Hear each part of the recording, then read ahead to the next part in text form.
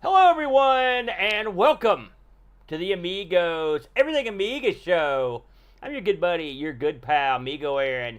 Now, normally I am joined by John Boat of Carshaller, the boat, but this week the boat's on assignment with his middle school band. So, when you don't have the boat, what do you bring in? You bring in the iceberg, and right here he is. Give it up for the Brent. I'm on the big show. You made it to the big chair again. Every once in a while you sneak in, and Brent, you couldn't be here on a more auspicious occasion. Ooh. Because I'm telling you, I'm very excited about this one. We're going to be looking at the brilliant animated game Dragon's Lair. The Dragon's Lair, which me and you, back in the old days on my old Amiga 1000, would sit back and give a whirl with all 6 of those discs. Although I think we may have had the 8-disc version. We'll talk about that. Aaron, do you remember back in Classical Gas, we reviewed the arcade version of this? Boy, that's a show. Yeah, me and Brent briefly, and I mean briefly, had an unlistened to show called Classical Gas. This is one of the games we talked about because we're both big fans of the Laserdisc game. Before we get into the game proper, though, on the Amiga, I want to talk about the arcades that received Dragon's Lair back in the day in 1983. The arcade, it's funny, I read a lot of blurbs on Dragon's Lair. They often talk about how the introduction of Dragon's Lair revitalized arcades. I was around in 83, I'm sad to say, and I was in arcades. And I don't remember arcades needing much revitalization because in 83, crap was cranking up to the 9s. We had all kinds of good stuff in the arcade. Well, unfortunately, there was all kinds of bad stuff, too. Well, I mean, 83, the quality started getting diluted. I don't know, I think 83, you're still in the fat, brother. You had a lot of good stuff. Plus, you had all the stuff that came out in the early 80s that was really good. I mean, you had your Galagas, you had all that sort of thing that were killing it back in the day. And bump and jumps and all that stuff, a lot of big hits. So when Dragon's Lair came in, I will say, the first time I ever saw it, we had an arcade in Charleston, West Virginia. It was, what was the name of that arcade? Do you remember? Gold Mine. No, in Charleston. This is the Charleston Charleston was, I can't remember the name of this place, but they specialized in Laserdisc games. Yeah. And this was a game that I walked in and I saw a game with a huge crowd around it. I'm like, what is this? And this is the first game I ever saw in the arcade that had a monitor sitting on top of it, so people could watch the game being played. And it came apparently because I was there right when it came out. So apparently this was one of the cunning plans that they had, was to put this thing up there. And there was a huge crowd around this game, which I'd never seen a crowd around a game forever. And all the times I've been in the arcade. And so I knew this was something special. And then before you play this game, you look at it and you can't believe what you're seeing. I mean, I've never been so flabbergasted in my life to see Dragon's Lair in the arcade. Now, you stumbled in years later to the arcades. Do you remember the first time you looked at a Dragon's Lair machine? Well, I would have been 6 when this released. So my memories of it from back then are non-existent. Although, when I was about 9 or 10, it was still in the arcade. Yeah. It had lost its predominant right as you walk in location. It was pushed more towards the back of the arcade, sitting beside Space Ace, but it still had a fair amount of people, even several years later. What were your initial thoughts when you laid your eyes on it, and what were your thoughts when you first tried playing it? Oh, my mind was completely blown by the graphics and the sound. Really, it was the sound more than anything else, because they always, at least in the Gold Mine, which was the Huntington arcade that we frequent, they had the sound jacked to the 9, and it would echo down the hallways of the mall. You could hear Dirk screaming and getting killed left and right on that. Yeah, I agree. You could really it carried quite well. And the first time I had played it, I already kind of knew what I was getting into because I watched other people play it. And I was not a player of Dragon's Lair. I didn't play it because I was no good at it. It was definitely the quarters in and you're out in an instant type of thing. Yeah. It wasn't until far later when it came home that you could really dissect it that I got good at the game. You know, the funny thing about it is, and I've read this a lot, and then to my memory, this holds up. This was the first game that had of those 50 cents. I don't remember playing. Now, in my mind, it seems to me that maybe at some point I saw Zaxxon priced up the position, but I can't say that with assuredness. But I know for sure. It's funny because I saw both Zaxxon and Dragon's Lair when they debuted previews for them on Entertainment Tonight on TV. Yeah. That's what both those games. People don't give Zaxxon enough credit either. Like when it came out, that isometric 3D, like people couldn't believe what they were seeing. They were like, "Holy crap!" Now, you know? I remember playing Zaxxon in the Twilight Zone, and it was not 50 cents. It was a quarter. Yeah. But Dragon's Lair was always 50 cents, always, even when it got old. Yes. And it made a lot of money, which we'll get into that. But as Dragon's Lair got long in the tooth, you kept getting worse and worse machines. The joysticks would be mangled. The discs would skip into things, and it was funny because they would eventually trickle down into like lesser arcades. The one that comes to mind is we had a bowling alley up the road here in Milton that had it in their little arcade, and I remember I was real excited about it. But every time I tried to go there and play it, you could literally put your money in and have it skip to like game over, which I've seen that happen to me at least once. But I was kind of like you. I didn't get to play it as much as I wanted. But I did become very obsessed with the game because without fully understanding how the game works, in my mind it was like a Dungeons and Dragons sort of thing. Like you don't know what's in the castle. What kind of rooms are there? I don't know. If you go this way in a room, do you get to see different stuff? You don't know. I used to sit around thinking about this. I remember sitting in church for probably a solid year, and I would just in my mind I'd be playing Dragon's Lair as opposed to paying attention to any of the sermons. So, I mean, I was super obsessed with this game. And I told myself, as a young Aaron, I said, listen, the second this thing gets ported to a home computer or a console, I'm in. I'm going to get this sucker. Even as a little kid, I thought this. And there were some start and stops, and I want to talk about those before we get into the game proper. You're talking about the original word on the street was Coleco was going to have a CD attachment that would go with the ColecoVision, which came out. The ColecoVision was out right around the same time as Dragon's Lair, so it was sort of the most modern console at the time. And I'd heard for years that this was going to happen. I think they even worked on one, but they ultimately never came through. So, but Dragon's Lair did come out for the Atom in cartridge form, along with ports to like the Super Nintendo, the Game Boy. They had these sort of wonky 2D versions of the game, but every time you'd see them, you'd be like, this ain't going to feed the bulldog. And there was only one computer on God's green earth that came down from heaven that can make this happen. I think we know the name of that computer. It's a Commodore freaking Amiga. Let's get into it. Dragon's Lair, a fantasy adventure where you become a valiant knight on a quest to rescue the fair princess from the clutches of an evil dragon. Lead on, adventurer. Your quest awaits. All right, the very cool, resounding sound. This is probably what you heard a lot at the mall. Yes, absolutely. So before we get into the game proper, I want to talk about just a very quick rundown of how the game came into being. So really, the genius behind the game was a guy named Rick Dyer. Rick Dyer was a guy who he worked in the toy industry, and he always had some kind of different ideas on games or whatever. And he came up with ultimately what would become Dragon's Lair.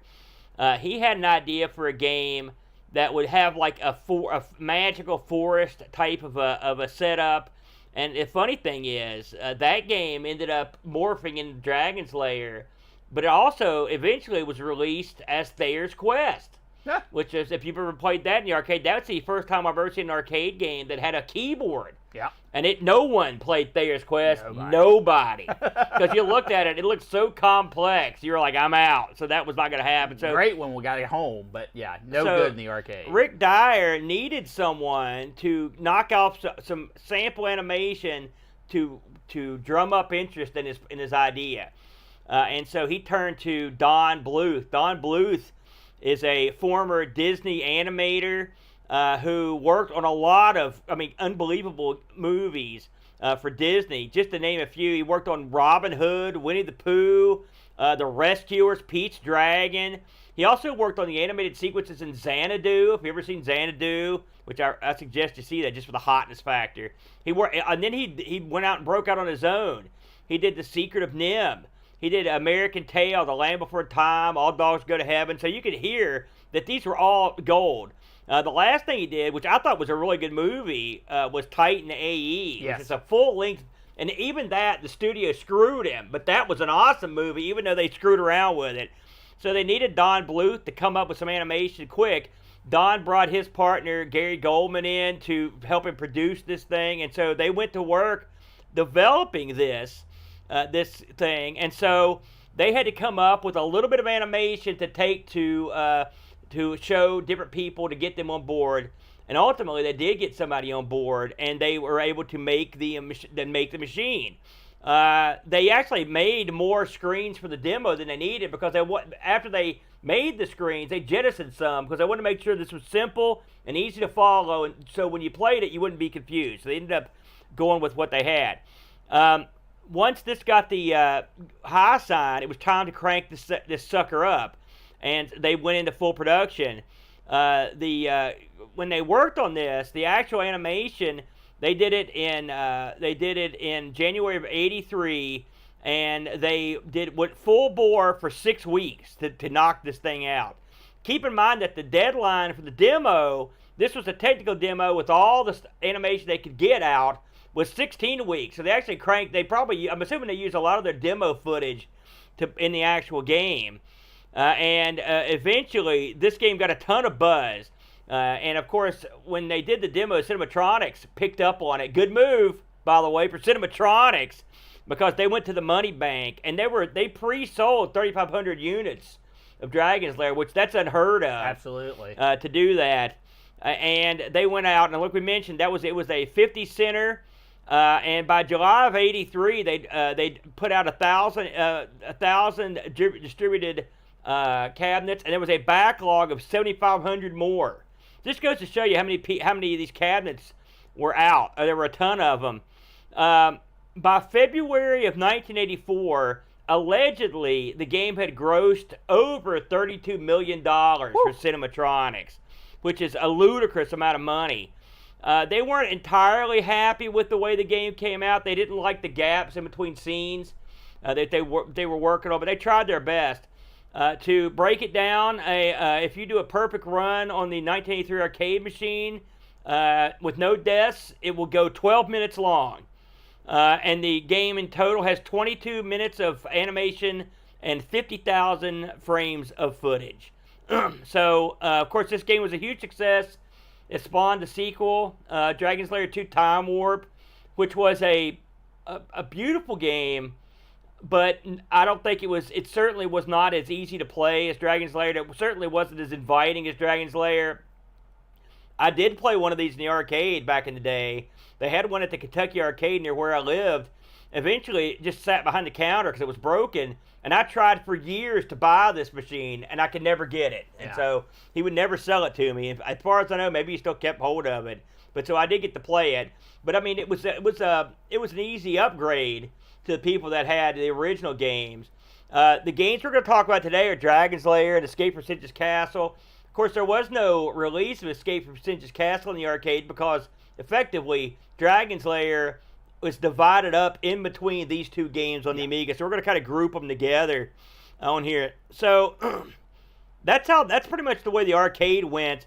I will say it's one of only two games that are at the Smithsonian, which is nice. So, I mean, its contributions were recognized. But the Laserdisc trend came and went in a real quick. It was. What do you want to speculate as to why? Yeah, it was the simplicity of the game. Yeah. By the time the novelty of the incredible graphics and the incredible sound wore off, games started going way back towards gameplay. And as much as I love Dragon's Lair and respect what it did for the industry, it is not a gameplay-filled game. I mean, in all intents and purposes, it's an interactive movie. Well, I mean, interactive movie is still a game. Anything can be a game. You can play Tiddlywink. I agree with that. But real gameplay started to come back to the arcades, especially you're towards the end of Dragon's Lair's run would have been the beginning of your Street Fighter 2's type games. You had a little bit of a gap in there, but really not much. And that just took over the arcades by storm. I played a lot of Laserdisc games, especially at that arcade up the mall, and they had everything from Dragon's Lair to Vegas Battle to Mach 3. Firefox. I mean, I've played the NFL one. I've played a ton of laser games, and when they were out, it was great. But they all had one major flaw, well, two. They were expensive for the arcade owners, real expensive, and then they were expensive to keep working. Because as we mentioned, they ran on Laserdisc technology, and while the original Laserdisc player in it was a consumer-grade Laserdisc player, it was doing tough work. Yeah. Spinning perpetually, day after day, and these things went bad. Plus, when people would get mad, and trust me, people's anger was unleashed on these Laserdisc games more than most. I mean, I've seen these things get pummeled, and the joysticks always were mauled. So it was a real problem for the owners. And ultimately, what you see a lot of are conversions of Laserdisc games just into basic games. I've seen people put because you can tell by Dragon's Lair the way the marquee's shaped. I've seen all kinds of stuff turned into like Street Fighter 2. It's a good example for giving Mortal Kombat, where it's a sad thing, but they were in there to make some money. Yeah. So we're going to get into the home port. So as I mentioned earlier, home port of Dragon's Lair was a tall order. Yeah. Okay. You ain't kidding. And up until the mid '80s, there was a zero chance you were going to play this at home. Yeah.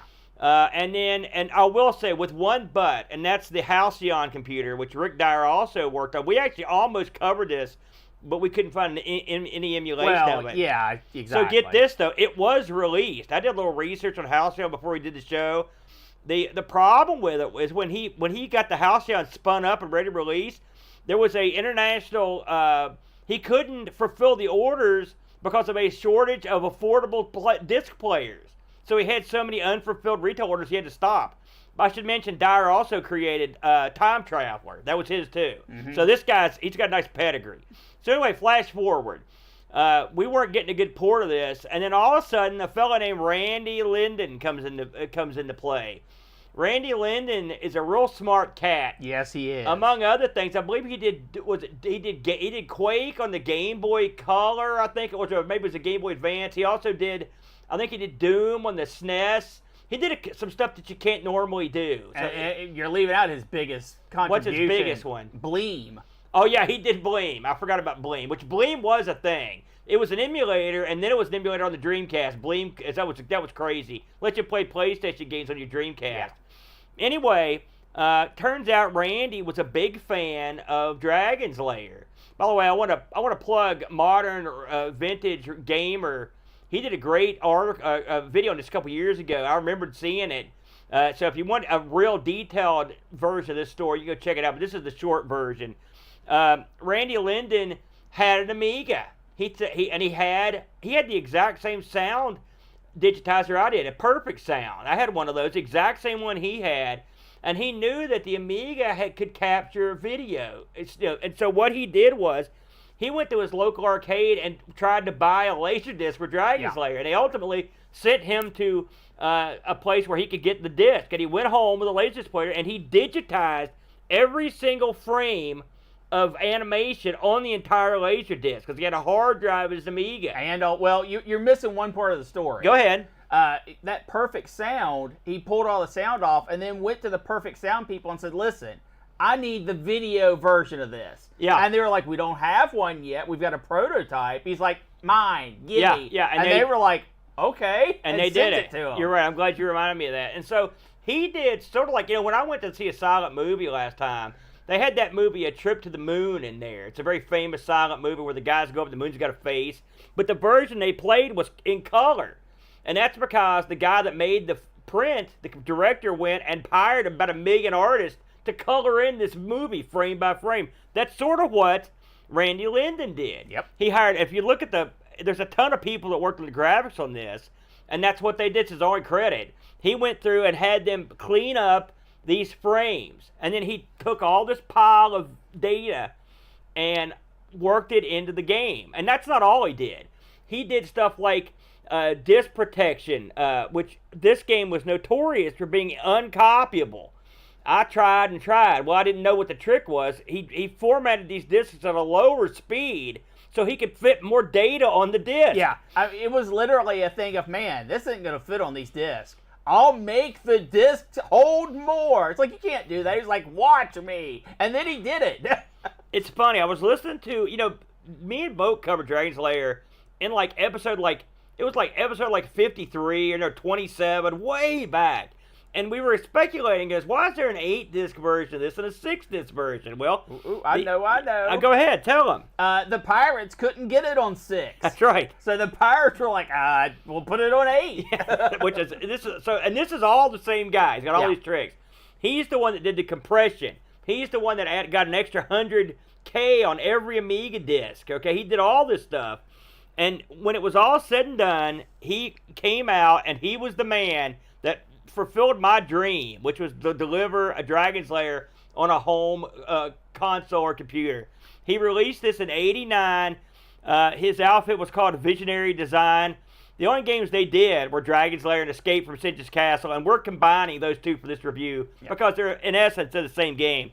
ReadySoft did a lot of stuff. They did all the laser games that came out, plus they did Cosmic Bouncer, Wrath of the Demon, a few others. They did a few games, but mostly lasers is what they're known for.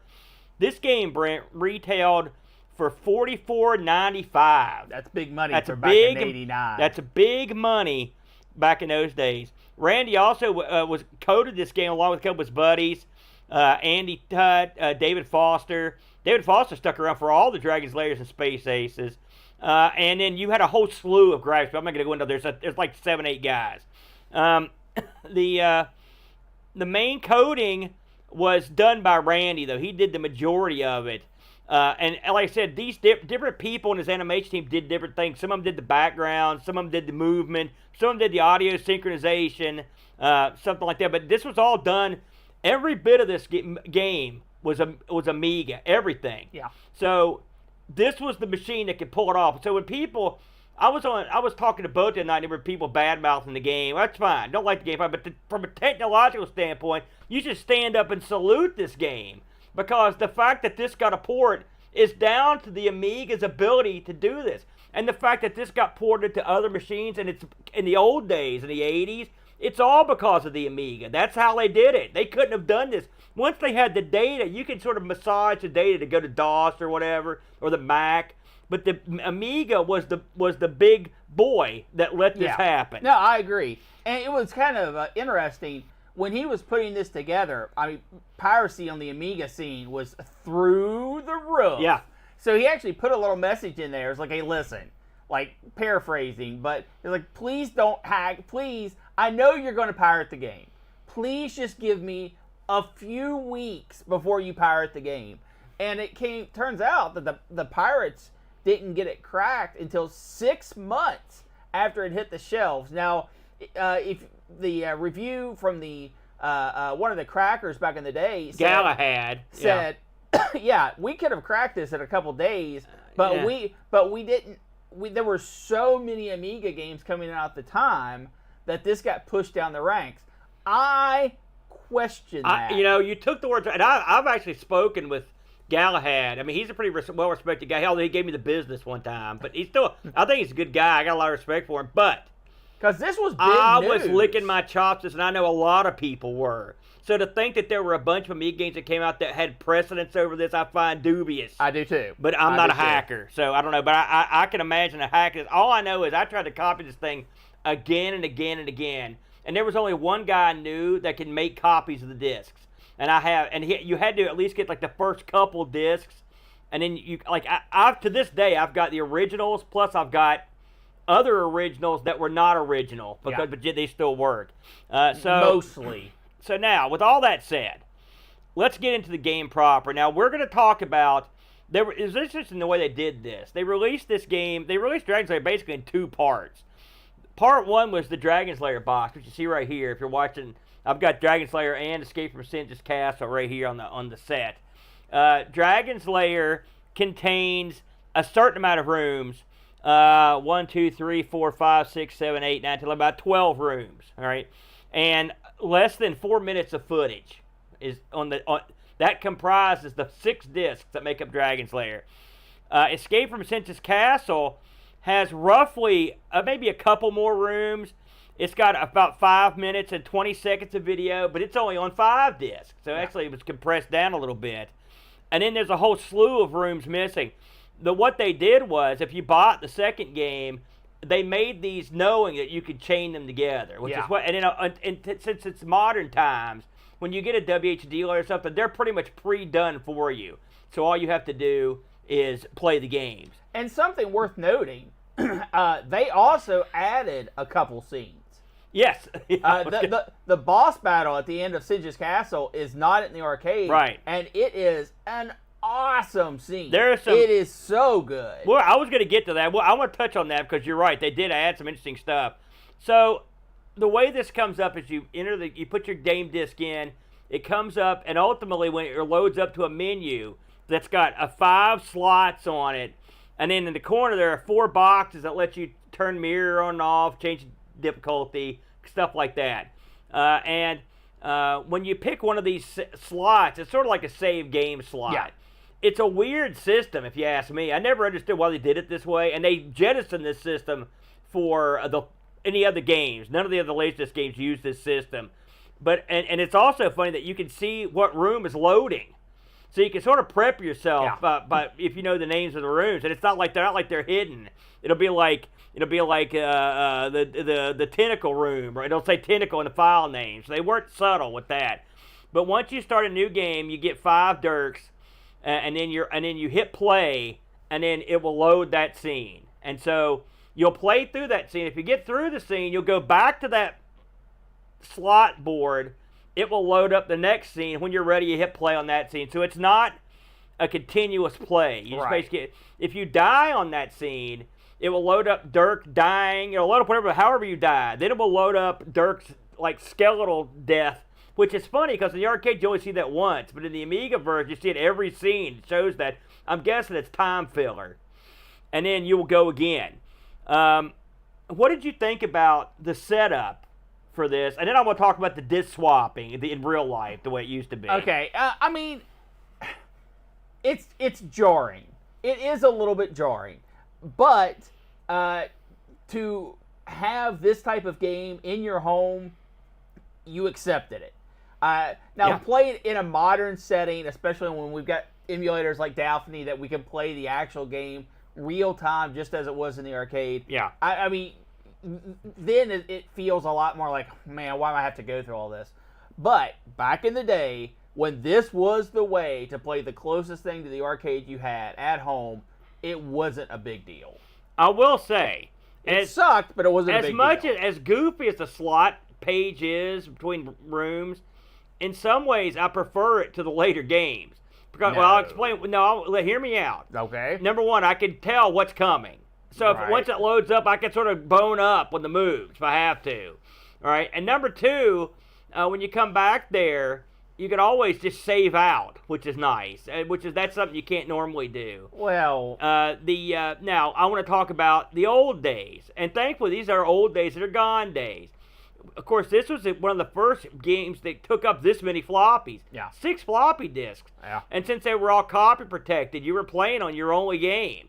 And it's funny, in the sequels, they urge you to copy the games, and they've actually put in a copy protection sheet in Singe's Castle.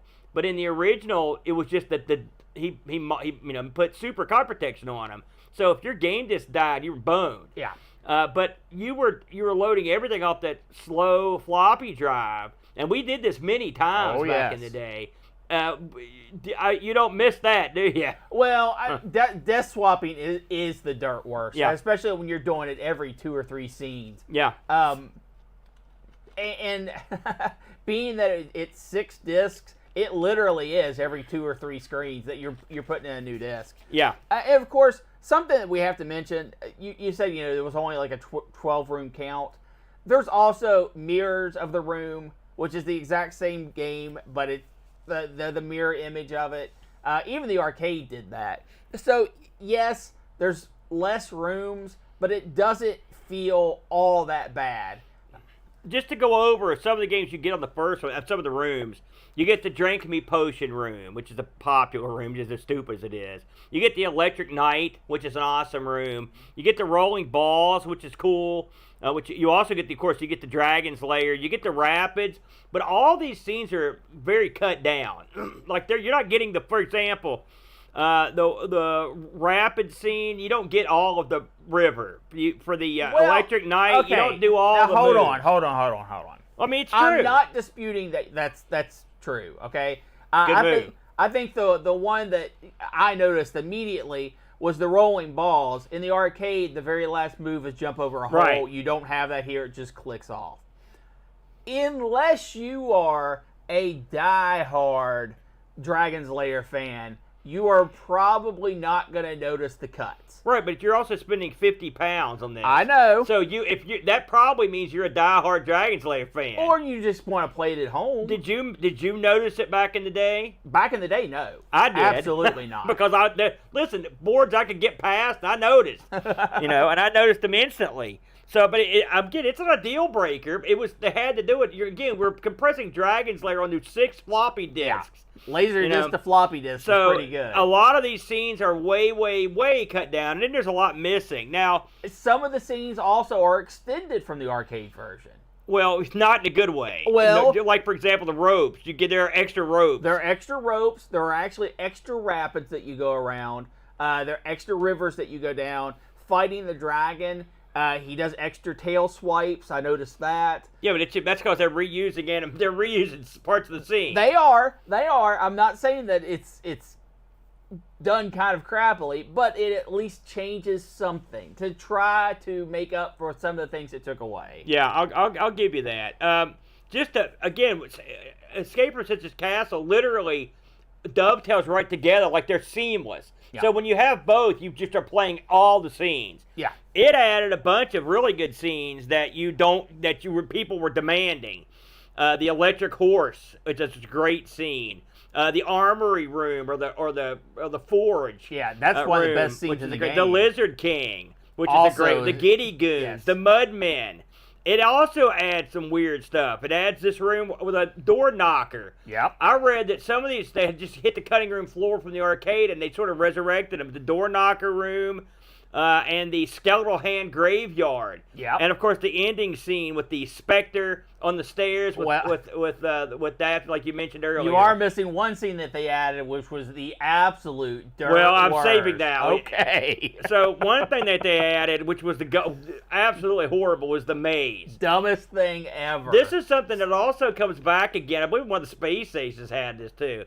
And this is the ultimate time filler. It just shows Dirk running down this endless maze. I hate it. And if you screw up, if you just don't point in the direction, you lose a life by running into the wall. Yeah. Dirk is made of ceramics, apparently. So yeah, they weren't all winners. But like stuff like the Lizard King were like greatly reduced. Like that scene, that was like literally half as long. It was. But they ended up adding about 12, 13 boards to the game. Now, it ended up being about 5 minutes and 20 seconds of video. But there were still a lot of rooms that never got made. And just a couple of the big ones that we really love. The pool trap room, where the snakes are in that pool. Yes. That's a great scene. Don't like that scene. The spinning clubs, where the first time you see the Spectre, that's a great scene. The Black Knight on the horse, that's another scene that never got made. That's an awesome scene in the arcade. And there are many more. Another one, the Bat King. You don't see him. The big, huge bat. So there are plenty of those that I think there's I counted up, about 12, about a third of the game. So roughly you're getting about 2/3 of the game with these two sets. Again, you're paying near £100 for these two sets, so there's a drawback. So with all that under the bridge, Brent, having played that this week, what were your thoughts? Well, it's a little bit of rose-tinted glasses. All right. I remember. This is tough because while I do remember this being better, I've probably played Dragon's Lair more in the last 20 years outside of the arcade on emulators, on handheld devices. I've got a small replica arcade game. Yeah, you that gave has away Dragon's one of those, Lair on. in fact. Yep. So at this point, I know Dragon's Lair. I know exactly how it's supposed to look. I know exactly how it's supposed to sound, everything. And I remember the Amiga version being better. However, that is not to say that the Amiga version is bad.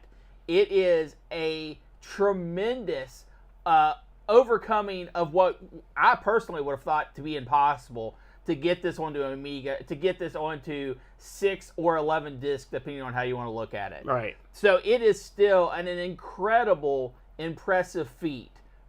But outside of the last battle at Singe's Castle, there is really no reason to go and play this over the arcade version unless you are in it for the whole spiel, to putting the disc in, getting that whole feel through and through. And just to go back and see the tracing work that they did on this, because you're still limited by colors. Yeah. So they had to adjust all this stuff to fit in the proper amount of colors. Plus the resolution. Yes. You're got it. Yeah. And they did amazing work. Don't go back to play the game. Go back to appreciate the game. And I think you'll have a really good experience. You know, I hadn't played this for a little while, but it's one I occasionally will load up. On the Amiga? On the Amiga. Okay. I'm a big fan. And I did play this on the Disaster stream. I did a whole Laserdisc Disaster stream, which, by the way, if you really would have hurt yourself, as I wanted to after that, because most of the Laserdisc game ports were not as good. As well tended to, but yeah. With that said, this game continues to blow me away. Yeah. And now I know there are your critics out there who just don't like this sort of game. That's fine. I could absolutely understand that. Yes. But because it's not a game. If you're a guy, like I grew up on like the classic animation, so I love that. I love the subject matter. It's great. I love the characters that they made. Yes. You know, I love the dungeon itself. I like the idea of the traps, the way it's laid out, and I like the gameplay because you're playing a film. You're playing a cartoon. Yes. And if you look at it through the eyes of a young Aaron who couldn't believe what he was seeing in the arcade, and then couldn't believe what he was playing when he got home. Yeah. I mean, the fact that it took 6 years, but I was playing Dragon's Lair, the thing I daydreamed about. I could do it. I could go home and load it up, I did, and I played it over and over and over. And this week, I just stared at it, like looking at how impressive it looks. Yes. I mean, even today, this is a great game, and I'm sure this happened a lot back in the day. If you want to show someone that the capabilities of your Amiga, you put this on and be like, okay, what do you got? Because they're not going to have nothing this good. That's just the way it is. They're not going to have anything that looks as good or sounds as good. You put it on interactive or uninteractive, and just walk away and let it do its thing, and get yourself over with your people at the users group. So yeah, I really had a nice fuzzy feeling playing this. I really enjoyed it. I will say, not all the moves are there, and not all the moves correspond with the arcade. They're not all the same. Yeah, correct. And it was more frustrating in the later games than in this one. Yeah. They got most of these right. I can't tell you how much stuff they got wrong in Space Ace and in Dragon's Lair Time Warp. It was just, I was unplayable if you had memorized the arcade. Yeah. So, but I think this was a dandy. Now, I looked at some reviews on this, Brent, from back in the day. You have to see what it's looking like. And there weren't a ton of reviews of this game, but there were some. So Lemon gives this again. I already put my thing in from last week on Lemon. We've been adding our scores to Lemon every week now. Lemon gives us a 4.8 That's coming up. Out of 10? Out of 10. And Lair gave this a 54%. Now, the magazines of the day were sort of all over the map. Amiga Computing gave this a 70%. CU Amiga gave this a 32%. ST Amiga Format gave this a 92%. The One gave it a 60. Your Amiga a 66. And here's the one I'm interested in because I know these guys. Amiga Addict reviewed this game in December of 2023. Gave it a 66%. How does that? If you had to put a percentage on Dragon's Lair, what would you put on it? Because it's tough to give a grade to, isn't it? It is, because this is two different worlds. Yeah. If you were talking about the technical, the visual, the audio, this is 10 out of 10 for Amiga. Yeah. I agree. This is the top of the food chain. You cannot do better. But if you were talking just straight out game, this is 2 or 3. Yeah. So where do you put it? In my opinion, you've got to meet somewhere in the middle. I think a 6 or a 7 is fair. Yeah, I mean, I can understand that. I can't go that low, but I understand. I understand why you would, because it's a tricky one to grade. So we did get some action on the old Discord, Brent. We got a lot of action, actually. Yeah. If you'll indulge me here. Sit back, friends. He'll tell you a tale. Yeah, well, I mean, a lot of people. I was pleased. I like to see a lot of people chime in. But Jocko chimed in. A tough one to judge. Technically, Dragon's Lair is groundbreaking. I like playing it, but I don't love playing it. I'm not good at the game, and on the Amiga and Switch, I spend more time watching the little button guide at the bottom of the screen, and given what a great technical achievement this is, not watching the animation is a crying shame, as the developers crammed so much in, even when they had to get a little creative at times. The Amiga port plays well, although I felt sometimes, even on easy mode, it would be unforgiving and possibly inconsistent. On the same levels, on different playthroughs, I can sometimes get away with a little delay and sometimes not. Caveat, see earlier notes about not being good at the game. On the whole, my only minor dislike is having to go back to the menu to load each scene. I get you might have to disk swap at some point, but I couldn't quite get why each scene had to be loaded and played, especially given you could install this game to a hard drive. You could not install the original to the hard drive. That's only Singe's. That's when it gave you the ability to do that. Yes. So loading the next scene does break the flow, but it's not a deal breaker for what you get on a home computer. I can imagine playing with real floppies and just one disk drive, though. Ultimately, as an arcade port, Dragon's Lair, which shouldn't have been possible, this is a solid 9 out of 10, especially given the travesty I paid cash money for on the Specky. Yeah, which that was not good. Let's see what we got here. We've got Moore chimes in. Short review. As a game, I try to enjoy it, but the QTE style gameplay just never gels with me. But this is a technical marvel in the Amiga, especially for the content alone. I would love it more if I could watch the animation-only mode so I could see the adventure unfurl without worrying, like some developers do with story mode on these style of games these days. If you haven't played it before, it's worth a try on the Amiga, even though more as a port, or more as a solid port. So there is, if you get the pirated versions, they do have a game watch mode. BF Bill says, Dragon's Lair is a work of art. It draws the eyeballs, and any arcade without fail, it always will. The Amiga port is a marvel. Swap it into the arcade, and it would still draw. I played this with the disc swaps at release. I'll take disc swaps over Insta Poverty, the arcade offers any day of the week. That's a valid point. Although, that's a lot of games, $50.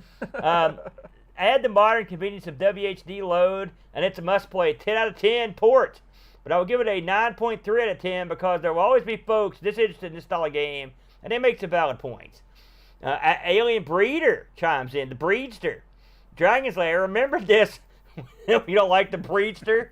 I don't like that name, no. Listen, you got to breed with something. I remember when this appeared on the Amiga, and people were in awe of the fact that it even existed. As for me, being the graphics snob I am, though, doesn't look as good as the arcade. He's got a happy face beside that. Okay. But the ironic thing is, the Amiga could have had an arcade-perfect version.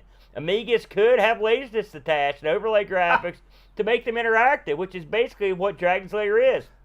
A Don Bluth interactive laserdisc posing as a game.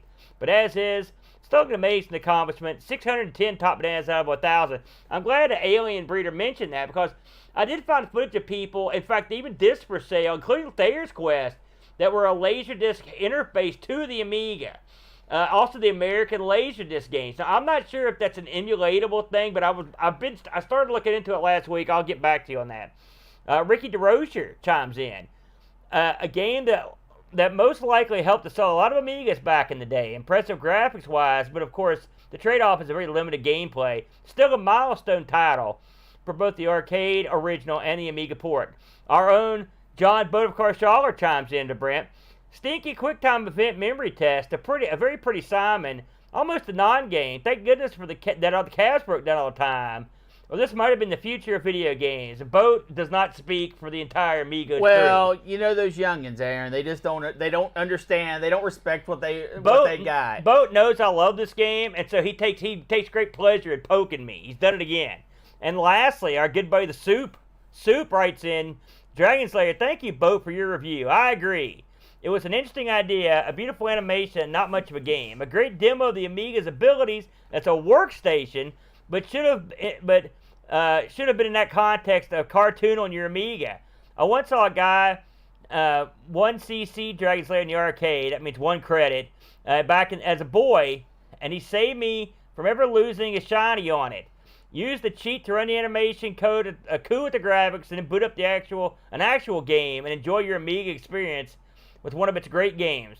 Heck, after Dragon Slayer, you can enjoy your Amiga experience with a fairly crap game. A pretty Yolanda game, 4 out of 10, 3 of those just for the cool cartoon. Well, Soup, I disagree. Oh no, the gameplay is crap. There's no I disagree with that too. I like the style of game and always have. And by the way, for the record, Laserdisc games are going to get a bad rap, and it's a shame that they went out when they did because when they left, they had just came out with some really good games that use the Laserdisc in a much more effective way. Your Mach 3s, your Us versus Thems, your Firefox. Yes. Those sorts of games that use the Laserdisc for more background animation were really cool. And I think you had a real bright future along the line, something like that. But by that time, that ship had sailed. Yeah, the reputation had already been formed. Any final thoughts on the Lair, Brent, before we move on to the news? I mean, this is one of those games that I'm always going to play. Yeah. And you know what? That is really a testament here because there are games that I haven't played for a decade that if it came up in front of me, I would say, I'm not going to play that. Dragon's Lair is one of those things. If I walked into a place that still had a fully functioning Dragon's Lair, I would put in my quarters and play it. Yeah. And you can't say that about every game, but Dragon's Lair is one that I would always do it for. I agree. And whenever I put a new machine together, or like a main machine or an arcade machine, the first 2 games I usually load up are Donkey Kong and Dragon's Lair, and that's the way it's been as long as I was able to play Dragon's Lair at home. There you Still, go. I salute the Amiga. You did a good job, my friend. B+ all the way. Welcome to Retro Rewind. I'm your host, British Jones. Whether you're into the Amiga, Commodore 64, or Tiger floral print speed suits, Retro Rewind has all you need from the friendly hosers of the Great White North. Looking to upgrade your Amiga? Check out the Amiga OS 3.2.2 Kickstart ROM for just $18. Or maybe you need a C64 or C128 diagnostic harness. Grab one while they're hot. Don't miss our best sellers like the 1541 Transit Card for just $1, or the incredible Amiga Coin Cell Battery Adapter. Shop now at Retro Rewind Limited and bring your classic computers back to life. Retro Rewind Limited. Frank's the man. Amiga News. It's that time again, Brent. Time for some Amiga news. We're going to do a kind of a quickie run on the Amiga news since we went so long in the review here. Hey, look what's come out here, the Brent. It's happening. Amiga 40 in Germany, the big dog. This is one of the biggest shows in the world for the Amiga whenever they have them. And the tickets are on sale now. And look at here, you can see the different events, the t-shirts, the DVDs. So if you're going, I don't know how many people are planning on going over to Germany for Germany 40. I know we're not because I got no money. But if I was to travel to Europe, Yeah. and I would definitely or Rabbi's. It'd be this event, Rabbi's event, or Amiga Ireland. That'd be the ones I got to go to. The big Amiga events. Because I could walk into those events, and even if no one knew who I was, which they almost certainly wouldn't, I could at least point at that and say, I know what that does. You know what I'm saying? Or I could play a game and pick that up. Because, you know, I think about Gen Con. We did that contest, and all the games, I was like, what are these? I look like an idiot. Well. I want to play games in a place I know. And I know I can find good stuff to play in Germany. Plus, there'd be tons of cool junk to buy. Absolutely. And the last event there was off the charts. So I'd be interested to see if anybody's going to this event. It should be a lot of fun. It looks like the dates, what is that, 19 October 2025. So you got a ways to go if you need to plan that trip out there at the Brent. I would love to see you go over there. And I'd like to see you go over and stay, frankly. Well, if I win, I probably wouldn't come back. So let's talk about this. A Minor, an arcade mining game for the Amiga. We like arcade mining games, don't we, the Brent? Absolutely. Oh, my gosh, that looks great. This comes from Indie Retro News. A good buddy Neil over there. Another announcement has just arrived from Saberman, and it's the A minor. Let's have a look at the A minor, Brent. And by the way, that's a musical chord as well. So he's actually it's a double deal there. Do you get it? Yeah, I was in band there. Oh yeah, I forgot. So, I believe this is available. It says here this looks like it was inspired by Mr. Driller Drill Spirits on the DS. We've played some of those Mr. Driller games. Sure. In the past, and I liked some of those. I think I had one from Dreamcast. Let's just get up here and see what it looks like when you get into it. Man, there's a lot of getting it there. That does look nice there. I will say it's it's got a good looking screen going there. Absolutely. Well, you know what do you I don't know how much of these modern Amiga games have you partaken in, the Brent? Few. I mean, since I typically am not on this show.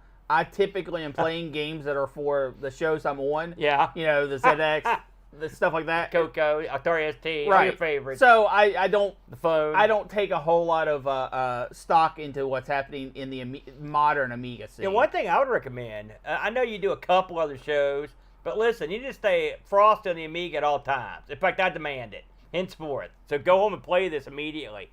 Let's see what let's see if this thing's currently available to grab. I think it is. There's a link to the website on Indie Retro News. Yeah, it's complete and ready to be enjoyed. So that sounds dandy. So if this looks like your cup of tea, go check it out. It looks like your standard mining game, but with really nice graphics. It looks like a lot of fun. The Mr. Driller games are always a good time. Absolutely. So the next thing that Boat's got listed here, Hyper Runner, a wicked sci-fi racer. Hey, I like sci-fi racers as well. We're back on Indie Retro News. Let's have a look at this one, Brent. This sort of looks like maybe we got some kind of F-Zero type of thing here. No, it looks more like an Outrun. Oh, that'd be okay. Look at I love the graphics. You know what this reminds me of? Looking at it here. If you're listening to radio, we're looking at it's a picture like an Outrun style track with a little spaceship driving on it. Like it almost looks like a Viper from the old Battlestar Galactica. But I do love the pastel-y type colors. Yeah. Sort of reminds me of the fighting game we played on the ARG last week. The backgrounds, that sort of pastel-y light coloring. I like the way it looks. It looks like it's moving real well too. Yeah, real smooth frame rate. It's in development for an AGA Amiga. So let's face facts, we've all got every Amiga now all the time through software. If you don't have WinUAE set up, you can always check out any of the other Amiga emulators. All the modern ones are good to go. Cloanto's Amiga Forever is a really good kit. This one is a work in progress, but it looks quite nice. Yeah, it looks very playable. Let's see what else we've got here. The Brent. I know one thing. I don't know if it made the list. Now that's all Bud's going to hear, but I've got something I'm going to talk about. The Brent, and that was this past week. I don't know when exactly it came out, but we were introduced to a demo of Tomb Raider running on Amiga. Someone has put together Tomb Raider, the original, and of course the Amiga never got a port of Tomb Raider. That was well past when the Amiga was jumping. This thing looks pretty good, and the more beefier the Amiga, the better to run. And this is sort of like, can they do it? sort of affair. What do you think about that sort of idea? I mean, for 3D graphics, I always thought the ST was a little more superior, but... What? Yeah. Say that again, I must have misheard you. For 3D environments, I always felt that the ST was a little superior. Okay. But credibility shot. You're on the Amigos. Oh, You're putting ST over? I did not say there was a better system. I just said for 3D, it typically had a better run of games. But if they were able to pull off Tomb Raider, because Tomb Raider's got some complicated geometry, especially in the level designs and stuff, I'm very interested to see what that looks like. It is. It's a good. It looks fine. We'll pull it up in the news next week so people can see the video. But it looks good. I'm not going to ask you to name off the plethora of great 3D titles for the Atari ST. We're just going to let that linger. The Snow game, it was ported on both. It looked so much better on the ST. Yeah. It's like it made up in your head. Hey, let's see what we're playing next week, the Brent. I hope it's a snow game. You check. Oh no, it's a snow game. Super Ski 2. It is a snow game. My God, how did you know? But not the one I was mentioning. Super Ski 2, the Atari ST standout, comes to the Amiga. I was watching the voting in the channel where they do all the voting on this stuff. It was head-to-head. It was going to be this or the Game Summer Edition. And it's interesting to see that Super Ski 2 comes out on top, because me and Bo were talking about how much we couldn't wait to do Game Summer Edition. But maybe this is better. We'll see. I'm sure the Amiga Game Selection Committee wouldn't hose us when it comes to picking us a good game. Listen, everybody, that's going to take us to the house this week. I want to, just a heads up, me and the Boat will be taping the Super Ski show on Wednesday next week. Boat's a busy man. He's got many, many plans, so we've moved to Wednesday next week. I feel like I'm not going to get invited back. No. After that ST comment, you're gone, Iceberg. Hit the bricks. Thanks, everybody, for joining us for Dragon's Lair. And please kick by for Super Ski next week. On behalf of the Brent, I'm Amigo Aaron. We will see you next time. And until then, Brent, give him a big one. Adios! Amigos is made possible by contributions from listeners like you. Patreon supporters help choose the games we play, receive exclusive magnets, and get access to the Amigos Retro Gaming Discord server. Visit patreon.com/AmigosPodcast if you'd like to support the show and join our community.